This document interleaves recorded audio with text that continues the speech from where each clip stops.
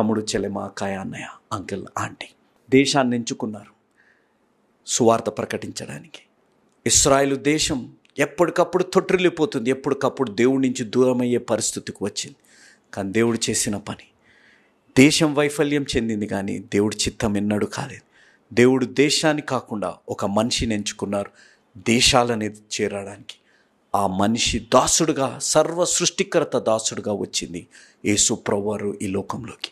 ఈరోజు నేను చెప్పే మాట, నువ్వు ఒక రెళ్ళు లాంటి జీవితాన్ని, ఆరిపోయే జీవితాన్ని నువ్వు జీవితంలో ఉన్నా, దేవుడు నీ జీవితంలో వచ్చింది ఆ విరిగిపోయిన జీవితాన్ని తిరిగి కట్టడానికి. నువ్వు వైఫల్యాల్లో ఉన్నావేమో, నువ్వు ఒక కుటుంబంగా వైఫల్యం చెందావేమో, భార్య భర్తలుగా వైఫల్యం చెందాం, సంఘంగా ఈరోజు మనం వైఫల్యం చెందాం. సర్వలోకానికి మన సంఘం ఆదర్శంగా ఉండాలి. కానీ మన సంఘంలో ఉన్న గొడవలను బట్టి, మన కుటుంబంలో ఉన్న గొడవల అనైక్యతను బట్టి, మన వైవాహిక జీవితంలో ఉన్న భేదాభిప్రాయాలు, మనస్పర్ధాలను